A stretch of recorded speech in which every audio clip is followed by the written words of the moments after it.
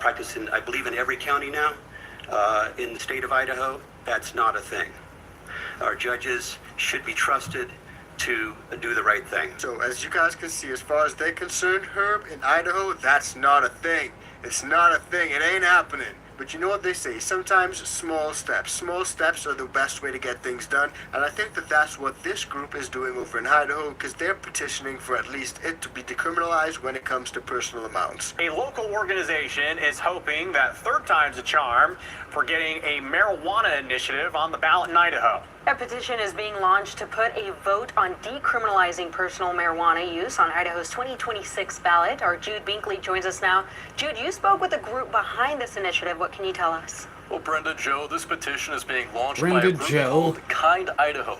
The advocacy group has tried twice in the past to get medical marijuana on the ballot, and Kind Idaho Treasurer Joe Evans says this petition is different because it aims to decriminalize personal use and decriminalize personal production or growth of marijuana.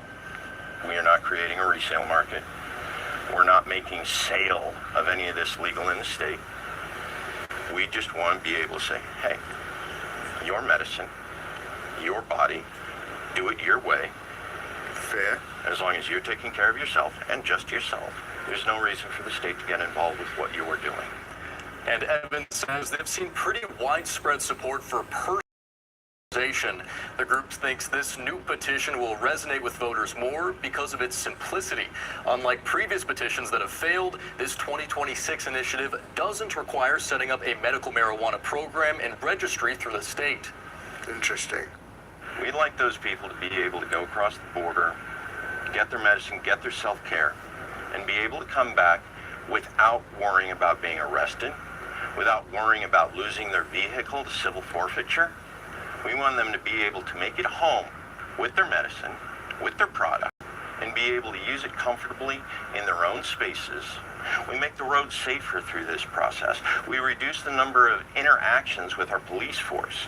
You know, our police are no longer feeling responsible to take care of these minor issues with our citizens, with our residents. Kind Idaho plans on debuting the petition at Boise Pride this weekend.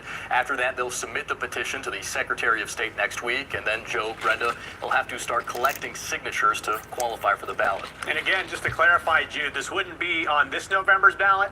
It'd be the 2026 ballot, correct? Okay, if it qualifies, all right. Qualifies. We'll keep an eye on it. So there are a lot of hoops to jump through when it comes to even getting something onto the ballot. You got a petition, get a ton of signatures, but at least they're trying to take steps, baby steps, in the right direction. But I also think he raises a ton of important points. A lot of people will probably just go to neighboring states and get their medicine, and when they come into Idaho, oh my gosh, you're going to be in trouble. So at least by decriminalizing it, people will no longer be in fear of getting their medicine. But the mandatory minimum sentence says a whole nother thing. So let me know what you guys think about all of that. Drop it in the comments down below. I want to find out what you guys got to say, what you guys think about the strictest state when it comes to the good herb. Do you guys think it's crazy? Would you guys live out there or would you guys not? Are you in favor of it or are you guys not? I mean, I have pretty decent arguments on both sides, but you guys know where I land. Now today we did focus on Idaho, but there are a lot of states making changes when it comes to their laws. Some of them good, some of them bad. So check this video out to find out if your state will be affected, because it's coming up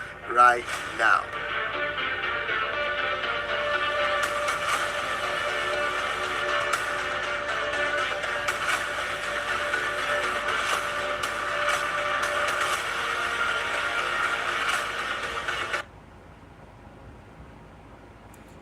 I know what he's doing with his channels, man. He out there doing his thing. Like I said, go check him out on both his channels.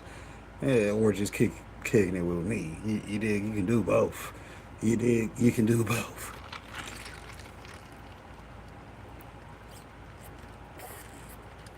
Shout out to Show Me Sasquatch. He did some artwork for the homie Scully. Shout out to Scully. Y'all know to go check him out. The author that reads to you. You see why we got people out here that network with other people. We doing our things though.